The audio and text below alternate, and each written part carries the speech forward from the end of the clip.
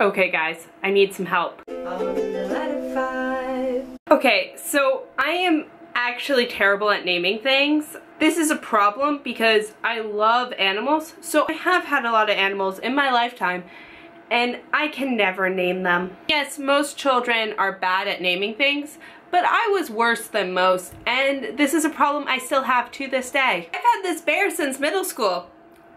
I still don't have a name for it, and I sleep with this bear every night. One of my favorite toys as a child were American Girl dolls, and this was great for my naming problem because they all already had names.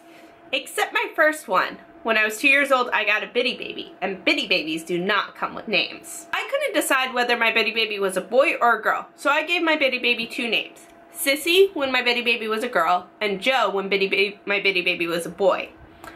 At some point, that name just got condensed into Sissy Joe, and then Sissy got dropped, so my bitty baby is now Joe. However, I have decided that my bitty baby is a girl. So that actually is a pretty good story with names, but the rest of them go way downhill from there. I had 4 sheep, and my first sheep I had a really hard time naming. I knew for the 5 months before my sheep was born that I was gonna have a sheep, and I could not come up with a name. So like, I started asking everyone. And one of my parents' friends, like, well, his mother's name is Sarsaparilla, why don't you name him Root Beer? And that's how Root Beer got his name. Then I got some chickens, and I decided I was going to name them in the language from the part of the world they originated.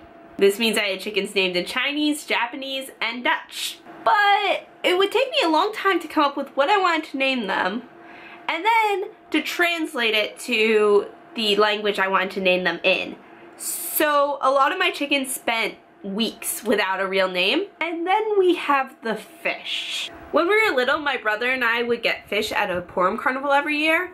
My brother eventually decided he didn't want the fish anymore, so I suddenly found myself the owner of a tank full of unnamed fish. These were all goldfish, and one of them was much bigger than all the others and was completely gold. So I named her Goldie. That one's not too bad. Most kids, if you give them a goldfish, they'll name it Goldie.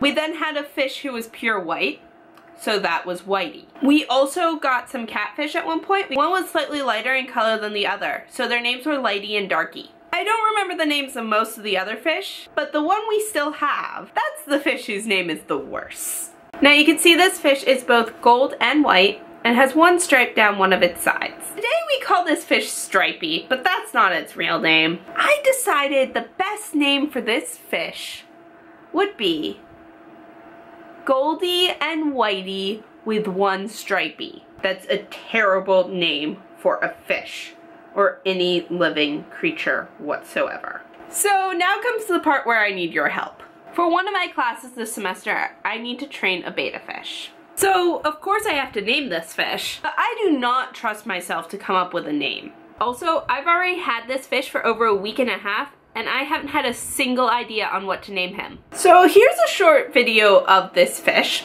and what I'm going to ask you to do is help me come up with a name for this fish. Comment below with any suggestions you have, like any comments that you agree with. Just help me come up with a name. I will be eternally grateful to you for helping me name this fish. So that's all for today. Please like and subscribe and comment with fish names below. I'll see you guys all next week. Watch Michelle's video tomorrow. Bye!